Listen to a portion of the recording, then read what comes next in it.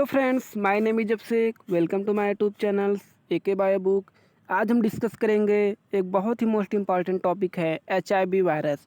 तो देखिए, जो मेरा HIV होता है वो एक रोग उत्पन्न करता है जिसे हम एड्स कहते हैं। एड्स का पूरा नाम होता है एक्वायर्ड इम्यूनो डिफिशियंसी सिंड्रोम, और HIV का जो मेरा फुल नेम होता है ह्यूमन इम्यूनो डिफिशियंसी वायरस, क्योंकि ये हमारे इम्यून सिस्टम को बहुत ही ज़्यादा कमज़ोर कर देता है। और जो मेरा HIV होता है उसे हम रिट्रोवायरस एंड एड्स वायरस भी कहते हैं। तो देखिए, इसे हम रिट्रोवायरस क्यों कहते हैं, क्योंकि जो मेरा HIV होता है उसमें RNA पाया जाता है। तो RNA रिवर्स ट्रांसक्रिप्टेज एंजाइम की सहायता से DNA में चेंज हो जाता है, इसीलिए हम इसे रिट्रोवायरस कहते हैं। जैसे क्या होता है कि जो मेरा अगर DNA है, अगर ये DNA RNA में चेंज होता है तो उसे हम ट्रांसक्रिप्शन कहते हैं। और जो मेरा अगर RNA है, RNA अगर DNA में चेंज होता है तो उसे हम रिवर्स ट्रांसक्रिप्शन कहते हैं। अगर हम बात करें HIV वायरस के स्ट्रक्चर के बारे में, तो इसका जो स्ट्रक्चर होता है देखेंगे ये स्फेरिकल होता है।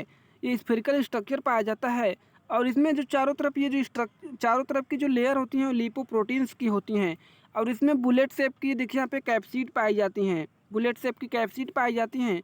और इसमें 2 आइडेंटिकल स्ट्रैंडेड RNA होता है। तो अब हम बात करते हैं कि जो मेरा HIV होता है वो कैसे इन्फेक्शन को करता है। तो सबसे फर्स्ट होता है बाइंडिंग एंड फ्यूजन। तो बाइंडिंग एंड फ्यूजन में क्या होता है कि जो मेरा HIV वायरस होता है वो आकर के T सेल के साथ अटैच कर लेता है। सेकंड में होता है रिवर्स ट्रांसक्रिप्शन है, और थर्ड मेरा है इंटीग्रेशन है, और फोर्थ है रेप्लिकेशन। 5 में होता है असेंबलिंग एंड बडिंग। तो हम आपको स्ट्रक्चर की सहायता से बताएंगे कि कैसे कैसे ये इन्फेक्शन करता है। जो मेरा HIV वायरस होता है वो सबसे ज़्यादा T4 लिम्फोसाइट पर ही अटैक करता है, क्योंकि T4 लिम्फोसाइट पर CD4 प्रोटीन्स पाई जाती हैं। ये मेरा जो HIV होता है वो उसी सेल पर अटैक करेगा जिस पर CD4 सेल्स पाई जाती हैं।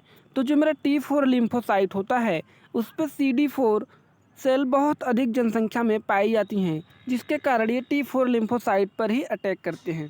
तो देखते हैं ये कैसे कैसे इन्फेक्शन करते हैं। तो इसमें जो फर्स्ट स्टेप है बाइंडिंग होता है। अब देखिए, जो बाइंडिंग होता है, बाइंडिंग में क्या होता है कि जब भी HIV बॉडी में एंट्री करता है तो जो हमारी T सेल्स होती हैं उससे जाकर के अटैच हो जाता है। फर्स्ट स्टेप में HIV वायरस T सेल के साथ जाकर के अटैच हो जाता है। अब जो मेरा सेकंड स्टेप आता है, सेकंड स्टेप मेरा है फ्यूजन। अब ये फ्यूजन में क्या होता है कि जो HIV वायरस होता है वो अपना खुद का जेनेटिक मटेरियल T सेल के अंदर रिलीज कर देता है। और थर्ड स्टेप आता है रिवर्स ट्रांसक्रिप्शन। रिवर्स ट्रांसक्रिप्शन क्या होता है कि HIV के पास जो जेनेटिक मटेरियल RNA होता है उसका कन्वर्जन DNA में हो जाता है। इसी को हम रिवर्स ट्रांसक्रिप्शन कहते हैं। और चौथा मेरा आता है इंटीग्रेशन। इंटीग्रेशन में क्या होता है कि जो जेनेटिक मटेरियल होता है वह CD4 सेल के पास, ये जो देखो CD4 सेल है ना, ये CD4 सेल के अंदर आ जाता है। अब ये जैसे CD4 सेल के अंदर आ जाता है तो इसमें स्टार्ट होता है रेप्लिकेशन। पांचवा मेरा है रेप्लिकेशन।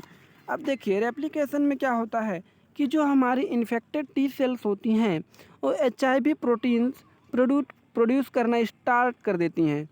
और छठवां मेरा आता है असेंबलिंग। असेंबली में क्या होता है कि न्यू HIV के पार्टिकल T सेल के बाहर रिलीज हो जाता है और बाहर उपस्थित सभी T सेल को इन्फेक्टेड कर देता है। जैसे यहाँ पे असेंबली में क्या होगा कि न्यू HIV के पार्टिकल T सेल के बाहर रिलीज हो जाएंगे और ये सभी T सेल के पास जा कर के सभी T सेल को इन्फेक्टेड कर देते हैं। अब हम देखते हैं कि जो मेरा HIV होता है, एड्स होता है, उसका प्रसारण कैसे होता है, उसका ट्रांसमिशन कैसे होता है। तो फर्स्ट होता है, फर्स्ट पॉइंट है जैसे संक्रमित व्यक्ति के साथ यौन संपर्क द्वारा।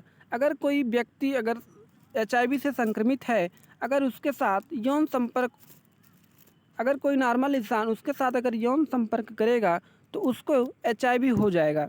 तो मेरा सेकंड स्टेप है संदूषित सिरिंज के प्रयोग द्वारा, बाय यूजिंग इन्फेक्टेड इंजेक्शन। जैसे आप किसी HIV से ग्रसित व्यक्ति को इंजेक्शन लगा दिए, ठीक है, अगर उसी इंजेक्शन को आप किसी नॉर्मल इंसान को लगाएंगे तो जो मेरा नॉर्मल इंसान होता है उसको भी HIV हो जाएगा, ठीक है। और तीसरा मेरा आता है कि ब्लड ट्रांसफ़र करने से, संदूषित रुधिर आदान द्वारा, या जैसे आप किसी को ब्लड ट्रांसफ़र कर रहे हैं और जो व्यक्ति ब्लड दे रहा है वो HIV से ग्रसित है, और अगर वो स्वस्थ व्यक्ति को अगर ब्लड देगा तो जो मेरा स्वस्थ व्यक्ति है उसको भी HIV हो जाएगा। मेरा अगला पॉइंट है माँ से बच्चे में संक्रमण। क्या होता है कि अगर कोई माँ है और वह संक्रमित है तो उसके भ्रूण में जो बच्चा, आप देखिए जो भ्रूण में जो बच्चा पल रहा होगा उसको भी HIV हो जाता है। और अगर कोई माँ है, अगर वो बच्चे को दुग्ध पान कर रही है यानी कि दूध उसको पिला रही है तो उसको भी, अगर वो माता, अगर जो माँ है अगर वो HIV से ग्रसित है और जो बच्चा है अगर उसका दुग्ध पान कर रहा है तो उस बच्चे को भी HIV हो जाता है। तो अब बात करते हैं कि HIV और एड्स के लक्षण क्या होते हैं। तो इसमें क्या होता है, सिर दर्द, घबराहट, हल्का बुखार, रोगी को लगातार बुखार होना, ये सब क्या हैं, ये सब HIV के लक्षण हैं। और शरीर का वज़न कम होना और भोजन को निगलने में परेशानी होना, अगर जीभ पर सफ़ेद परत पड़ गई है तो ये भी एक HIV के लक्षण हैं। और मुंह में छाले पड़ना, ये भी एक HIV के लक्षण हैं।